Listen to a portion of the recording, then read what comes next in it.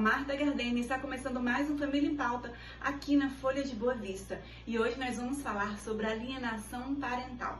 Você já ouviu falar desse assunto? Ultimamente ele tem sido bastante divulgado nas mídias, porque tem sido comum, corriqueiro, principalmente nas varas de família. E quem vai tirar nossas dúvidas falando o que é e quais as consequências é a advogada Mariana Scheller, que é especialista em direito civil. Oi, Mariana! Oi, Marta, tudo bem? Bom, vamos lá. Esse assunto que nós vamos falar hoje, a alienação parental, ele é tão sério que ele está definido em lei. É a Lei 12.318 de 2010. Dentro dessa lei, ela fala de um rol exemplificativo de algumas ações que o responsável pelo menor, que pode ser o genitor, um avô, ou enfim, qualquer pessoa legalmente constituída como tutor desse menor, ele pode estar praticando, que caracteriza a alienação.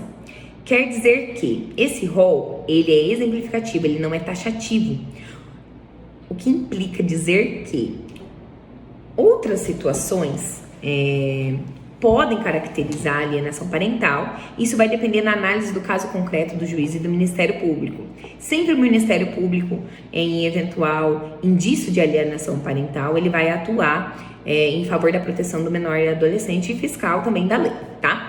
Quais são os exemplos das principais situações que acontecem alienação parental? E aí eu vou pedir licença para ler o que a lei diz, tá? Ela cita algumas condutas. Quais são elas? Realizar campanha de desqualificação da conduta do genitor. Vamos dar exemplo de um pai e de uma mãe. Uma mãe fica o tempo todo desmerecendo, desqualificando o pai para a criança. Isso vai bombardeando o psicológico da criança. Isso é alienação. Dificultar o exercício da autoridade parental, ou seja, a mãe, no exemplo que eu tô dando, claro, desautoriza o pai o tempo todo. O pai desautoriza a mãe o tempo todo. Então, a criança ou adolescente, ele não sabe quem é a autoridade. Isso é alienação também. Dificultar o contato da criança e do adolescente com o genitor.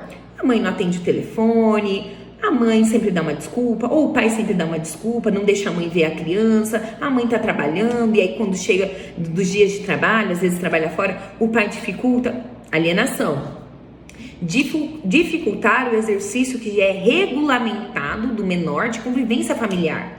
O menor, ele tem direito regulamentado de convivência familiar com a família do pai, com os avós, com os tios, Natal, Ano Novo. Gente, isso é fundamental para o psicológico.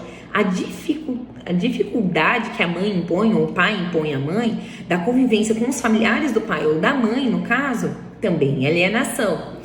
Omitir deliberadamente ao genitor informações pessoais relevantes desse menor, desse adolescente, inclusive informações escolares, médicas e localização de domicílio. Ou seja, mudou, o pai tem que estar sabendo para onde mudou, por que mudou. Tudo isso é relevante para que não caracterize a alienação parental. O pai tem que estar de comum acordo para onde vai mudar? Não quer dizer isso. Mas muitas vezes é importante a conversa, porque o diálogo é a base de tudo.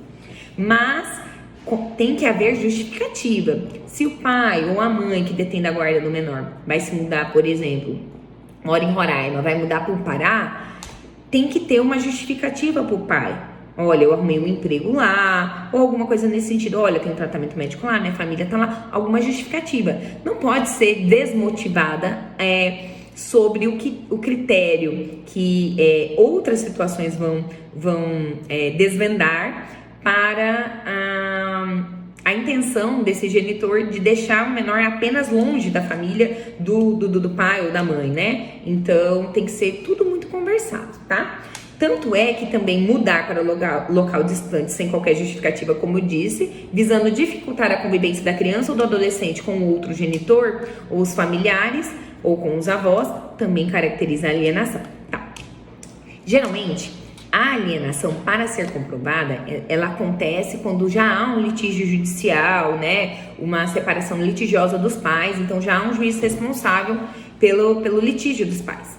Então, quando há a separação litigiosa, esse juiz que já está responsável pela alienação ou pela separação dos pais, né, litigiosa, ele também está tratando da guarda desses filhos, tá?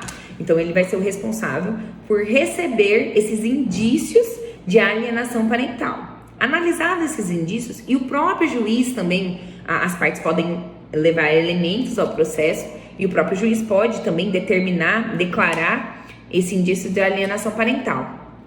Declarado o indício de alienação parental, começa o processo a ter tramitação prioritária, o Ministério Público é ouvido, são tomadas todas as medidas necessárias na preservação da integridade psicológica dessa criança, inclusive para assegurar a convivência com o genitor que se sente prejudicado, né? E o juiz também vai designar uma perícia psicológica, né, biopsicossocial desse menor para averiguar tudo o que está acontecendo. Caso comprovada a alienação parental, quais são as consequências para o alienador? Advertência do juiz, multa, o juiz pode estipular ao alienador, alteração de regime de guarda, né? Se, por exemplo, vamos dar no exemplo do pai e da mãe, a mãe tem a guarda da criança. Alteração da guarda. Agora a guarda não é só sua, porque foi comprovada a alienação. Agora a guarda é compartilhada. Ou inverter o regime de guarda do menor, se for muito grave. Olha, você tem a guarda, agora a guarda é do pai. Dependendo da gravidade, tá? O juiz que vai analisar. A determinação também pode ser de fixação cautelar do domicílio da criança, ou seja, o juiz determina, ele vai morar em tal endereço, não pode sair daí se eu não determinar. Eu quem? É o juiz, que é ele que está determinando, ele que está tratando desse caso, tá? E também, um caso mais grave, determinação da suspensão da autoridade parental, ou seja, ele tira a autoridade daquela mãe ou daquele pai que está cometendo de maneira grave a alienação. Por que essas medidas extremas? Porque a alienação, ela devasta o psicológico dessa criança, desse adolescente. Essa criança e esse adolescente, eles vão começar a ter sentimento de culpa, de angústia. Nossa, tudo isso está acontecendo por culpa minha. Ansiedade, depressão, dificuldade de aprendizagem. Então essa criança, ela precisa do acompanhamento psicológico, é fundamental. Por quê? Porque, gente, eles não têm discernimento, eles não têm maturidade psicológica para lidar com a complexidade de uma situação dessa. Então, é uma situação delicada, é uma situação que convém o acompanhamento multidisciplinar, é uma situação que convém e deve ter o alcance do Poder Judiciário para o auxílio, né? O Poder Judiciário está aí para definir, decidir. E também é uma situação que eu vejo que nunca é tarde para que os pais que cometem alienação parental repensem as consequências drásticas dessas atitudes e todo dia é um dia novo para começar e comecem a agir diferente, porque essas crianças, esses adolescentes, não à toa são protegidos pelo ECA, não à toa são protegidos pela 12.318, não à toa, porque nós temos o dever de proteger nossas crianças e nossos adolescentes de todo o mal, de toda a maldade, de toda coerção psicológica possível que possa prejudicá-los. E é esse o meu esclarecimento, espero que tenha sido bem clara e bem tranquila, tá? Qualquer dúvida eu tô aqui, um beijo!